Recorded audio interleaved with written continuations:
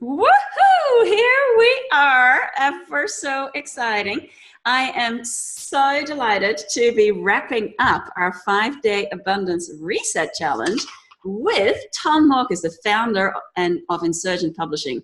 And Tom is not only the founder of Insurgent Publishing, he's also the creator of the iconic podcast In the Trenches, author of The Art of Instigating and Collaborate. And he helps high-profile thought leaders and fast-growth startups grow their reach, impact, and profit. And today, he is going to be sharing with us the 3 secrets to generating 6 figures from your next launch. Woohoo! Welcome, Tom. Hey, Tina. It's good to be here. It's good to go live. Yeah, so exciting.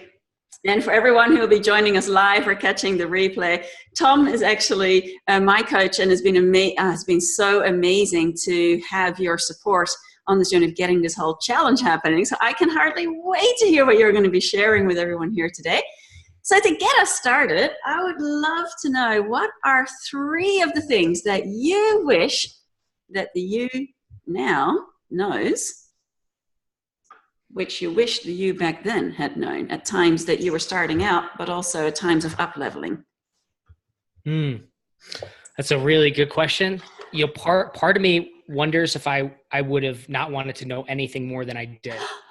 And I mean that sincerely, because I think there was naive optimism that played a big part in me just being able to grind it out for like years, you know, to get here. So I don't know if somebody had said, well, Tom, this is going to be the time it takes, all the things that could possibly go wrong.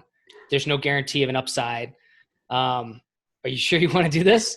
I'd be like, I don't know, which isn't to terrify anyone to say not do it. It's just like, honestly, like, I don't think there's anything I could have known that would have made it better. And cause I'm the kind of person I have to learn experientially. I have to learn by doing. Now I can't so somebody could even tell me something's a bad idea, but it's like, I have to do it to make sure I know for sure. You know, that's the kind of person I am. What's really funny is I happen to know that your leading money archetype is a maverick, and the maverick is the rebel. So that makes perfect sense, you know, wanting to go, the box, the rules, what box, what rules? I'll create my own. Thank you very much. Love that. Yep. All right. So if there's nothing that you wish that you had known back then when you were starting, then why not dive straight into what are these 3 secrets to generating a 6-figure launch? What's really involved? So I think one thing is just to set the stage with like where the environment is at right now. It's like, it's moving so fast that I haven't even been in the game like a long time. Like, I know people that have been doing this for like 10 years or 20 years in the digital marketing space, right? So they started like prehistorically, essentially. And I've only been doing this for, 3 to 5 years. Enough time where I've worked on some really big campaigns, and we've done, hundreds of thousands, upwards of like, $1 million on one campaign. These are usually a few days long to a few weeks long. So they're like condensed, these kind of launches. And so I've seen what's working and what doesn't work, and how quickly also the things that work kind of start to decline in their effectiveness. So the 3 things, I think number 1 is just be aware that whatever's working right now may not work in the future. And so speed is a good strategy to focus on getting something out imperfectly, rather than trying to perfect something that maybe months later is just not nearly as effective as it could have been. So I really think that's number 1, is just be willing to launch imperfectly, to get something out there imperfectly, to do something and not get caught up too much in perfection. I think because of the nature of how things change so fast here, you have to focus on speed. And that doesn't mean making bad choices, right? But it's like, as much as possible, it's like, this is the right path. This makes sense. And we're just going to execute and get it done, get it out. And it doesn't matter if some things are spelled wrong, or it doesn't matter if, the images aren't perfect or whatever, man. It doesn't, so much of it doesn't matter. And so it's just like, get over that and shit. That's so true. Yeah. And, for anyone who's watching us live or joining on the replay, let us know if you have ever let yourself be held back by wanting to have everything perfect, all your ducks in a row, everything lined up just right before you're willing to actually put something out there. That is like such a big trap. And I can't see the comments, so you'll have to read them to me. Yeah, I can't see anything popping up. It takes a little while for things to pop up. So yeah, go ahead. Yeah. So that's the first one. You really speed. Just do it. Get something out there. So what's the second secret? I think the second, so, okay, that's number one. And that kind of then, we'll say preludes these next two, which is to say that these next two are things that work now, right? So the first one's more of like an ethos or a philosophy on how to approach this stuff. Mm-hmm. So it's like move fast right now, because that's where we're at right now. It's like you wait to perfect something over 12 months and it's already history. Nobody has any idea what you're talking about anymore. It's like there's probably new devices, like we'll probably be in Mars in like 20 years. It's like the pace. So it's like these things are going to change so dramatically. Like it's wild. So that's number one. So the foundational thing that is working right now, and that I believe will continue to work, is focus on partnerships. Focus on where you can leverage other people's audiences. These are, I mean, I got started by blogging, and then self-publishing, and then starting a podcast. It was a very slow approach. And that is the kind of approach I had to take. I genuinely did, because I don't think I would have fully comprehended everything had I not just done it by scratch. But then it took me like a year to get like, I think 100 subscribers to my email list. And then it took like another year to get maybe like 500 or something like that. So all of a sudden you're 2 years in. What is that? What is like, I mean, it's no offense to somebody who's like just starting. It's not bad. It was enough. What it was is, for me, it was enough to make a living and also to see the growth, where I was like, maybe I can keep doing this, but I have to probably do it a little bit faster, a little bit better. But it's like 2 years of really, like, it's worth doing if that's the pace you have to go at. But otherwise, a way to just like kind of just speed that up a little bit is just, there's people that have already done that work and have audiences. They have email newsletters, they have blogs, they have podcasts, they have, on whatever social media is hot right now, they probably have some sort of platform on it. And with one share, with one email, with one paragraph of text, all of a sudden you can be put on the map, and there can be tens of thousands of people looking at you. And so you just better be ready to, put up, right? Or, if you're going to do that, it's like, and that should be kind of an intimidating thing, but that it's wild how accessible partners are with the right approach. It takes time. A lot of people aren't willing. They want it like a faster approach, but the only faster approach is paid traffic, and that has its ups and downs. And so this is the only thing that I've seen that it can move quickly. Like you can get partners set up quickly, but more importantly, I think it has more longevity, because again, if you're doing paid advertising to generate traffic, leads, and sales, it's like those platforms change all the time. Facebook is not nearly as effective today as it was like 6 months ago, and a totally different ballgame than it was 2 years ago. So it's like that changes so much that now it's like, I know me and probably a lot of other people are looking for other platforms to advertise on. It's like, this has already gotten too expensive. Like, and so then, okay, the value is gone. The growth value is gone. So looking at partnerships, kind of more longer term strategy. But that also helps you get started faster.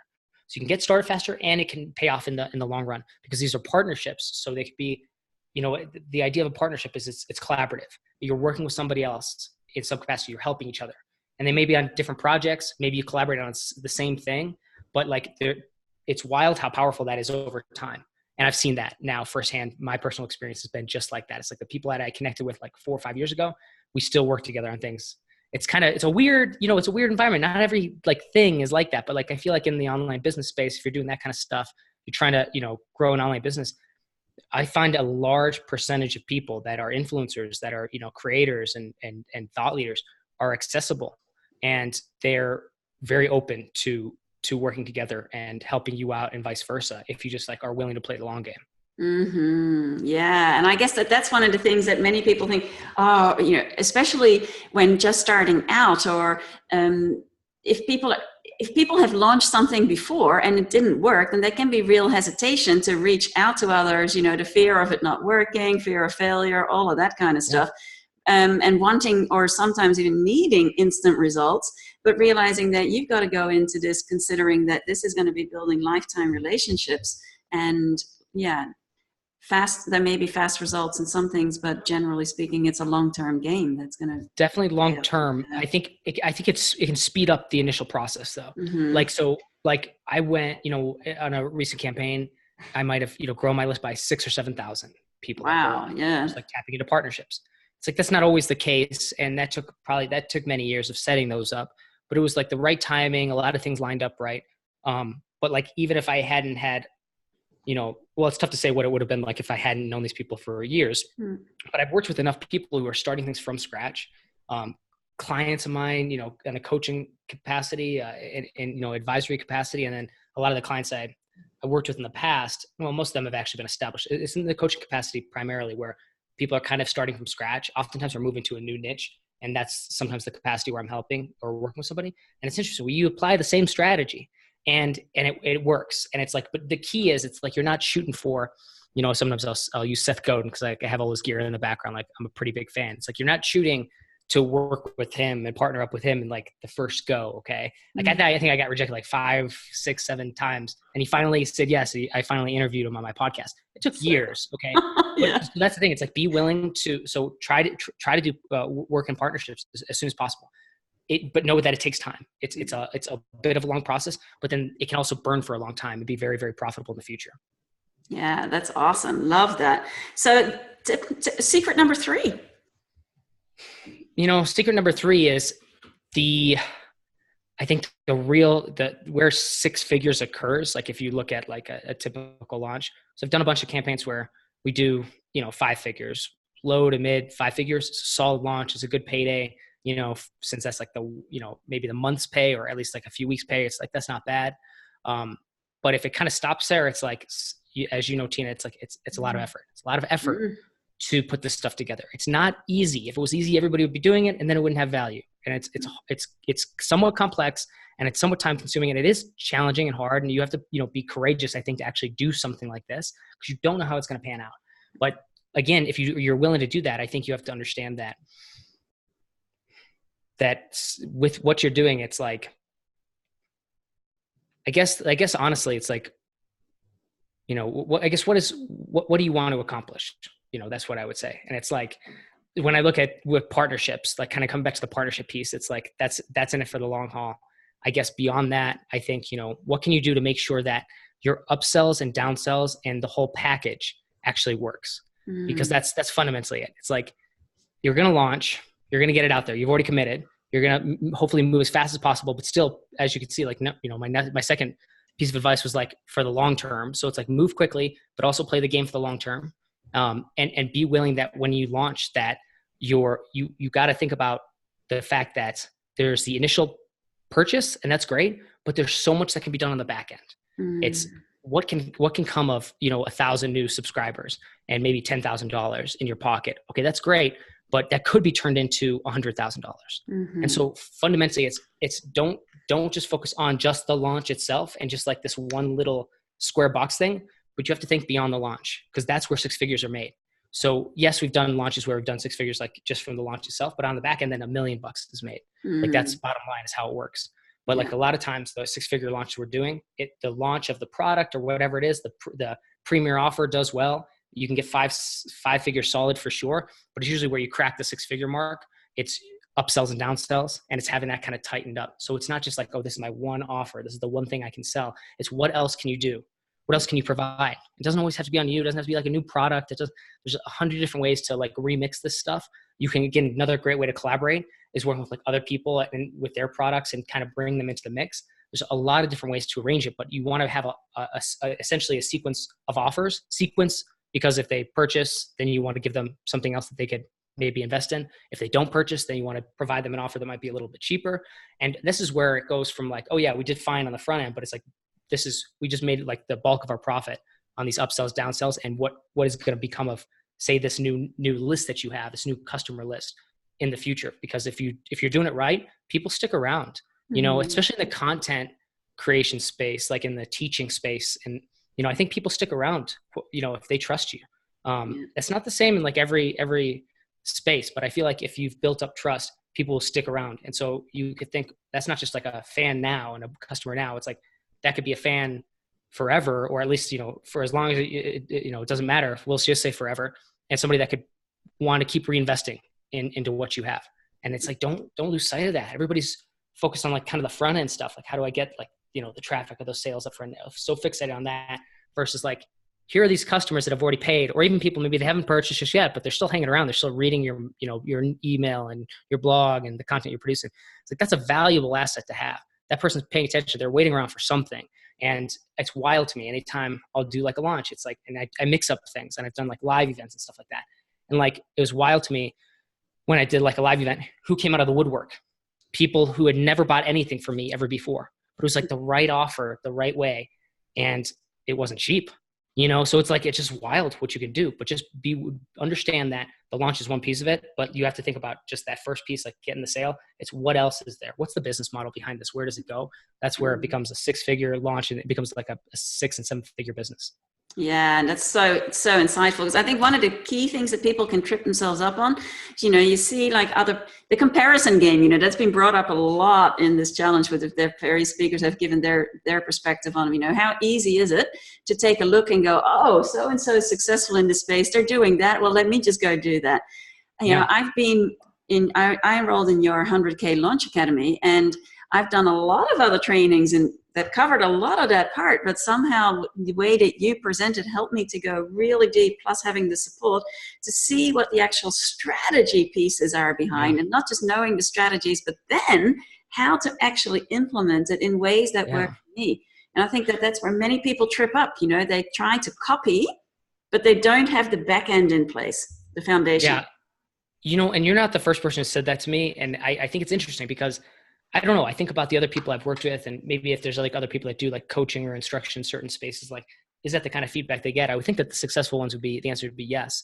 And my thought is that it's like, cause I have the experience, but then cause I did it experientially, I'm also a very pragmatic person. Like, you can't just I'm not good on theory, man. It's like, you keep that. But now tell me what to do, or how best to do it, or what are ways that I could do it. It's like, okay, and this is how I can model it. So when it comes to instruction for me, it's like, I basically try to recreate this stuff and say how it would, like, the dumber version of myself, even a few months ago, before I knew how to do this step by step. Well, here, I would do this. So I'm very methodical about it. And I haven't seen it much in the space, but I bring that up too, because I know a lot of people who are listening to this, you're in different industries, right? They're across a range of industries and niches. And it's like, it's wild how, you might not be the number one name in the space, or even like in that little hierarchy that is whatever niche or industry you're in, right? It doesn't really matter, because there's so much opportunity. And if you're able to, I think, provide value in some way, shape, or form, maybe it's through coaching, maybe it's through digital products. I don't, it really depends. Maybe it's through a mix, but how you actually deliver it matters a lot. Cause it's like you said, it's like, it's nothing that I didn't necessarily know. And it's just funny to me, but it's like, I think presented the right way, or working with the right person, all of a sudden it's like, yeah, okay, I knew it, but now it's working. Now it works, and it's wild. And it's like, so that's like, there's a disconnect then sometimes between what people want to be able to do and what they know, and their ability to do it without, say, a good coach or a really good course or a really good program. And there's people that are desperate for that, and you don't know who is the right teacher. So what I'm saying is, don't be scared to put that stuff out there, because there's probably gonna be somebody interested in your particular style, and you're attracting a certain, like, it's true, man. There is a truth to like the law of attraction in the audience space, for sure. It's like, what differentiates people? I've worked with so many clients, like, I'm like, in spaces that are just so competitive, and we're still able to, really carve out a space for them and position them the right way. And it's like, what? There's so much opportunity. There's more and more people being connected online every day. Wealth around the globe is growing. There's like so much opportunity, and it's like, just, get it out there and be willing to tap into it, and don't be afraid to as well. It's like, there's a lot of things you can offer. And hopefully I didn't go into too crazy a tangent for anybody listening here, but hopefully. No, that's one of the things that I can second that. You are awesome at getting the bigger picture and then chunking it down, and then saying, okay, what do you call it? Mission critical, right? Items on your list. Yeah. That is so important, because it's like so easy. And when you're doing a launch, whatever it is, there are so many pieces that need to be taken care of. Yeah. That it's really easy to get overwhelmed and to lose track of where you need to focus your attention right now. And say, yeah, you're amazing at saying, okay, no, you need to get this, and this done. Go do it. Yeah, through a lot of trial and error. It's like, okay, now I get it. And then it's like, and I'm like nonstop about like SOPs and being able to like, so if I did something, it's like, I'm going to write it down so I don't ever have to think about it again. I can just come back. Like, that's another thing. And it's like, well, then as I build the SOPs, then I learn fast that way too. And I can tweak them and change them. So it's just like, another thing, like, as you do this, move fast, document it though. It's really useful. It's a really useful exercise. Especially in the education space, it's like, because I do that and my natural disposition, I kind of am teaching myself as I go in that regard too. And so I think it makes the education more effective. So I only bring that up because I know a lot of people who are listening to this are probably interested or are already in spaces where they're teaching, they're experts, they're thought leaders, like they're, using something like that, selling something in that space, not just like physical goods per se, but like more information in the information economy. So like, just, know that this opportunity is just huge. Yeah, and I'd love for you to share maybe a couple of examples of some of the clients that you've worked with or helped on launches to give an idea as to when we're talking launches. I mean, there are so many different kinds and styles of launches. Give us a couple of stories or examples as to somebody came to you. Mm-hmm. This is where they started, and wow, now they've gone through with your support, and where did they end up? I'll give two examples. The first is, this is probably one that I'm more known for anyway. And so he's shared his numbers publicly, so I don't mind sharing them. A lot of stuff I just have like, client privileges and can't share the numbers, but this one was very, very public. So it was John Lee Dumas's The Freedom Journal. And it was his first ever crowdfunding campaign, his first ever physical product. And it was a journal. So it was like a physical book.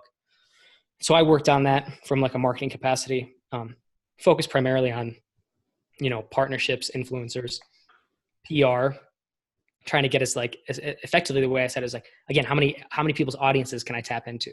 How many people's audiences can I leverage? People that have already done the work of building the audience. We're not going to try to grow a 1 million person audience in a day. Although John had a sizable audience to begin with, it wasn't like small, it wasn't trivial. Instead, it's like you get a million, a 1 million person audience, or 10 million in some cases. We definitely reached over 1 million with that campaign, but like maybe upwards of 10. By tapping into outlets where people already have the audience that you're kind of trying to get in front of. So for John, like it was like my job was somewhat easy because he had already interviewed like 1,000 entrepreneurs. So it's like step one, let's reach out to them. Step two was like, who has he not interviewed that is still out there, that exists, that might be interested in a book like this. So then we did that. And it was like, well, how do we get, John on podcasts, and how do we get him featured on, blogs? And then how do we get people talking about this on social? So we did all these different types of campaigns for every single piece of this. How do we get people to email? We had, I think we had over 100 people email for that campaign. That's a lot, So, and here's the deal. They're not getting compensated for any of this. This was a crowdfunding campaign. They were emailing just to support, just to share this cool idea, this cool thing, and to support. Well, what's interesting is kind of things go so fast. It's like, you can't replicate that. If you're trying to do a journal and you're trying to get those results, it's not going to happen. Like it's, until you're the next biggest thing in that space, I think. Cause that's what, when we set a record. So like, it's like, that's the thing with number one, it's like, it's hard to break through that. So it's like, I wouldn't try to model that if you're thinking, but thinking about, could crowdfunding be the thing? It's tough to say. I think crowdfunding has lost a lot of its luster and attraction. But we kind of got it where I think it was still pretty high. And so that was a good campaign. And it was, we did, $453,000 in 33 days. Wow. And I think it's still the number one most funded nonfiction publishing project in Kickstarter history. Oh, it's in a little bit of a niche within a niche, but hey, it's number one. And so that was a good one. The other one I'll tell is somebody who started with nothing from scratch, and him, and his name is Kerry, and he's the founder of InfoStack. And Kerry, it was just funny. I mean, he bought my course, Influencer Marketing Method, which is about how to like kind of like starting from scratch, how do you build these relationships? And it's just very like step by step, like super detailed. And the way I developed it, it's not like a get rich quick scheme. It's like you actually have to invest about like 1 to 2 months into it minimum for it to work. Cause it's not like so it's like really meticulous about like how you reach out to people, connect with them, turn them, go move them from cold, we'll say cold calling type thing, like just a cold lead or a cold contact to somebody warm who knows you. So it's like kind of like using social media to do that, using like, commenting on their blogs and doing some other like really specific things in a specific sequence. It's really effective. And there's nothing fake about it. It's just a framework that people can use. It's like, you want to stay in touch with somebody that you like. And so you always forget, okay, well, here's a system that would like remind you what to do and when to do it. It's like, okay, you could do that. It's like you could use a reminder to, say happy birthday, to your mom, I guess, on her birthday. And that doesn't hurt. So that's what he used. He bought this, he started using it. And what he did was he had this idea to do a bundle, like collaborate, like bring a bunch of like products together and sell them. So he got this course to work on the partnership piece, connected with me. He ended up joining the program as well, 100K Academy. And over the course of 3 months, it was like happening live. So he had started a little bit, like he had started reaching out to people and saying, hey, I'm going to be putting together a bundle. Would you like to be a part of it? So he had probably reached out to maybe 10, 15 people by the time he actually started together. But otherwise, it was basically from scratch. No real platform. I mean, I think he had a few hundred people on his email list, but I think he'll be the first to admit he didn't really have much reach. And he ended up getting something like, over the course of that 3 months, like 30 or 40 partners. And then he launched, and in 7 days time, he did $75,000, close to 80,000, I think. And so he was essentially effectively doing over $10,000 a day for the 7-day campaign that he ran. So out the gate. And that wasn't all, I won't go into the details of it. It's not all net him. These are partners. So he paid out partners. But the bottom line is, it was like, he was able to do this in a 3-month time span, which I thought was just like hyper fast considering all the, pieces of the puzzle there are. But I think his is a great one because he started from scratch, and he said, and so he didn't say, how do I create like this new product that I can sell? How do I, it's like, this is the new thing I'm going to create, or this will be the thing that I build that people, it's like, no. He had actually done that. That's the thing. He had already written books and self-published, and he made some money from it, but it was like, he wasn't trying to just make like an extra, $100 on the side. He wanted to build a business. He wanted to build a business that was profitable so he could save enough money so he could retire. Like, it's a noble, reasonable thing for himself and his family. Like, he's, he wants to just like, but he can't, like right now. So he was in a full time. This is the coolest part of the story. Yeah. In a full time. I was almost going to forget about this part. It's like the best part. I was going to mention it if you weren't. Yeah. So within the month, you saw this happen. So you got to watch it like real time on our calls. Yeah, it was really cool. And then like within the next month, he quits his job and moves into this full time. Yeah. And that was on his whiteboard. He had a goal like, by the end of the year, I'm going to do $100,000 in sales, which is like he has already done now because of this flash sale. And then I'm going to quit my job. And I don't know, I think if there was the only 2, then he got it. I think he checked off all his goals for the year. It was just so fun, so cool to see, like real time, everything happen. You're like, is this real? Yeah. And the amazing thing, it was really awesome to be a part of that, seeing that happen live, but realizing the power of having community and support in place. Because he coaches with you, he's part of the community, and it's like having somebody there to help you. I remember when I came to you, I was ready to do just another little challenge. Yeah. Right. Yeah. And then you suggested that I actually bring on speakers. Yeah, to really to build this out in a way, and it really stretched me to way outside of my comfort zone. And I had so many glitches along the way, and moments where I was like, what the fuck? And if I had not had your support and the support of the community to realize, oh, well, that's actually normal. Hey, you're actually right on track. And I was like, are you kidding me? Yeah. Well, that's another thing I feel like I've experienced a lot. Okay. So Alexa Bigworth is another great example. And I interviewed her on my podcast, but she was kind of coming at this, and she didn't tell me this. I found out after the fact that she was like deeply in debt when she met me. She never said anything to me about it. I don't, I always my prices aren't cheap. And it's like, anytime somebody complains about like the price, I usually say, hey, like, I don't want you to go in debt. I don't want you to take out any debt for something like this. Like, it doesn't make sense. Like, it doesn't make sense. I would totally shift some away. So she was a little sneaky about it, but we worked together in the first iteration of this program that you just went through.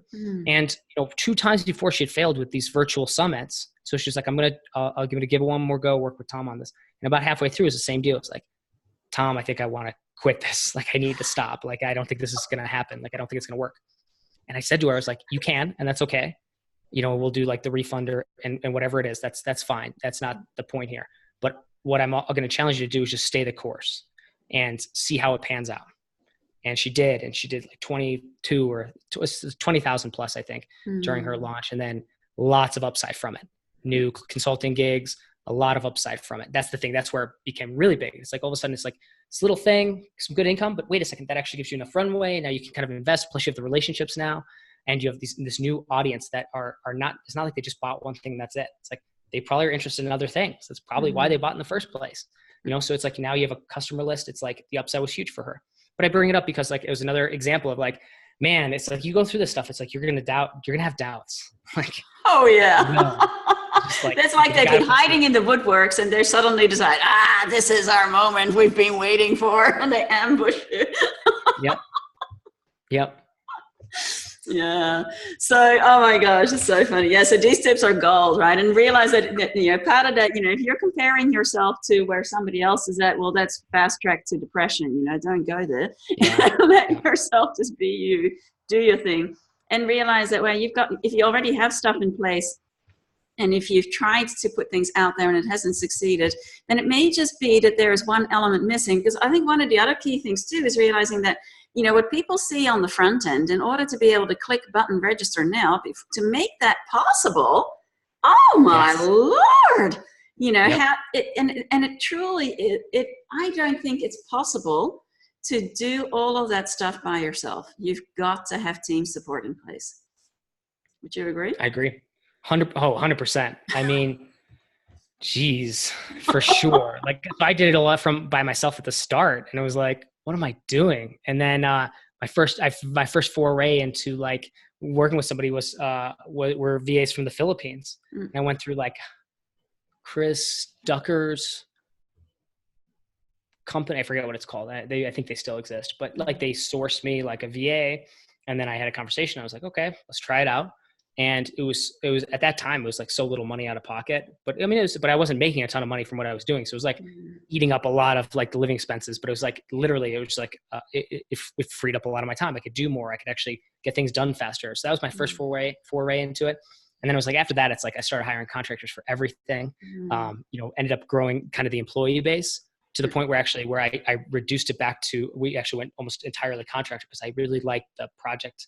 Everything I do is project based. Just, it didn't make sense to have full-time employees. So I shifted to just contract, but it's like just using contractors is amazing. You can find like really talented people who are really good at specific things that can solve your problem. It's like, you should be doing that as soon as possible. But like the thing you can't outsource the marketing and sales, in my opinion. Like, I truly do not believe that. Like, you genuinely cannot. I think you could work with somebody to optimize the marketing and sales, but I don't actually believe you can outsource marketing and sales. And that's like the first thing everybody wants to do. And it's like, well, if that's the case, it's like, why would somebody, and then, so then it's like, why would somebody do that? Why would somebody actually work with you to help you market and sell something if you have no track record and they have no guarantee unless you're going to pay them a lot of money? So unless you have a lot of money to invest in these things, like, you cannot outsource the marketing and sales. So that's the one thing to truly own, but otherwise it's like all the other things, the editing, the design, the tech, outsource. Just get it off your plate, and then just focus on what is it that's for you that only you can do. For any entrepreneur, it's marketing and sales. Nobody can take that away. That's what an entrepreneur is effectively a salesman who's good at marketing. That's like what every new business is, what every new product is. And there's no such thing as a founder who cannot sell his or her own stuff. Like, it doesn't exist unless you're talking like corporate spin-offs or something like that. It's like, well, that's not the game you're playing, Yeah, so important. And I think definitely you can, get support in lots of areas, even like with the marketing or the sales, but unless you own that first and you feel that you really believe in what you're offering. If you don't believe in what you're offering, how can anybody else, right? So then what often sees happen is that people then invest in these services and they get really disappointing results, and you're wondering why. Well, I feel like there's only two outcomes really. If you're going down for the person who's like kind of getting started or still like hustling and kind of growing something, like there's only two real outcomes to this, in my opinion. Like, there's either you succeed, and so then you are able to achieve, say, whatever goals like you set someday or in the future, right? Not necessarily immediately, but if you keep going, that you'll succeed. You'll achieve some sort of like income goal or whatever that specific goal is. You'll reach it, and it's like, oh, that's cool. That's great. And hopefully it's like, it is great, and it's like big enough, and it's like, but you'll probably just go to the next goal. But well, that's the way it works. But let's just say you hit that. It's like, that's one way it's going to go. The second way is you build up a skill set that's actually hyper valuable. And this is the way the world is going. It's like, it's only going to become more like this. People that can actually market and sell something are going to be the most in demand people. The only people who are going to be like second to that, or the second to them, would be the people who maybe have some skill in that and are also competent on the kind of how things are engineered on the back end. Because even if you're not the person doing it, if you know how things connect together, all of a sudden it's like, that's a super valuable asset for almost any business. And so it's like, just another thought that was always in the back of my head. I was like, you know what, worst case scenario, if I screw up everything, I'll have learned all this stuff I was kind of curious about learning anyway. And then I've kind of always wanted to work in the tech space anyway. And so maybe I can then get like a job at some kind of startup. And that should be really cool at the time. That's what I was thinking when I first got started. And then sure enough, that happens in terms of the offers come in. And I get started getting these offers. I'm like, I've never been offered so much money in my life. Like, it's wild. So, and I came from the army. So you have to think too, it's like, I was always kind of like I couldn't really affect my pay. I was just like grandfathered in, which is fine. It's like, great. That's why the way it works, but there's no like competing upon a hierarchy for better pay in the military. You get paid what you get paid. So I was doing that for 9 years. So it's like, then to get out, start my own thing. I've never worked for anyone. It's a weird thing to say, like outside of, again, the military, which is like maybe the most extreme type of person you work for, but like then to do it on myself and then to see those offers come in, I was like, this is wild. This is okay. So that's something maybe if to my younger self, I would say like, hey, if you can develop like these skill sets in this online space, you can have a remote job that pays you really well. You can work for cool people. It's like, usually the environments are pretty laid back, relatively speaking. And by the way, like you can transfer all these skill sets from one business to the next because nobody has any idea how it works. It's like, okay, maybe I tell myself that, and I would have gotten maybe started sooner. Yeah, that's true too, isn't it? And I'm sure that many listening to this and catching the replay will be able to relate to that. I love that. So awesome. I love the three secrets there, realizing too, that there is so much, the power of collaboration and really tapping in, creating relationship, long-term game, but also realizing that can actually be used to, wherever you are, if you're just starting out, to speed up the whole process and then continue the long-term building, collaborating together. So that ties in beautifully with, we have this super juicy bundle and everything. By the way, I just want everyone to realize, that you're being able to be here and participate in this challenge is because I've had the support of Tom in putting all of this together. And, I would honestly, this would not have happened if it hadn't been for your amazing support. So, thank you. Thank you. That's awesome. That's the best part. Yeah. Cool. Yeah. And so, you offered to our bundle, you're contributing Collaborate, and people can download the PDF book, but they can also, there's a link there to actually download the Kindle version and the workbook. And Collaborate will show you how to create and sell digital products quickly and easily by tapping into a readily available network of thought leaders, experts, and influencers who are eager to help. So it's just as you were saying. It's almost like we talked about it. Yes. And I can tell I mean, it's 200 plus pages. It's a big one. Yeah. And if any of you have not tuned into Tom on his podcast or tuned into his blog, I mean, when you do something, you go deep. And so when you Collaborate too, it's not just a flimsy little PDF. No, it just goes in depth. I mean, it's a training in and of itself. So I love that. So thank you for contributing that. And are there any final words that you would like to share? We are wrapping up our 5-day Abundance Reset Challenge. That's all. Congratulations. That's awesome. It's so cool. I mean, you did it. You're crushing it. I know people are enjoying it and that the feedback has been great. And I know it's just like the start of things to come. And so I love seeing this. I love seeing it happen. I like seeing your success. And I'm going to encourage everybody to invest in, the bundle and to just keep paying attention to you. Thank you, Tom. Yeah, awesome. And for anyone who is curious about 100K Launch Academy, then make sure you connect with Tom here and you'll find out more. And thank you so much for taking time out of your busy schedule and your busy life to be here and to share. Really appreciate you sharing your wisdom. And if anyone has questions, go ahead and post in the comments and we'll get back to you. So we want to say thank you for everyone being here. It's been an amazing experience sharing this with you, and stay tuned. There is going to be a whole lot more juiciness coming your way. So signing off on that note, have an awesome day or evening, everyone. And if you enjoyed the interviews and enjoyed today's interview, then make sure that you also invite your friends to come and join. The replays will be available for another week. And of course, purchase the amazing super juicy bundle. That's like a business in a box training that's going to be valuable for years to come. So share with your friends, share the love, and they'll be thanking you. So many joyful blessings, and until we meet again. Mwah!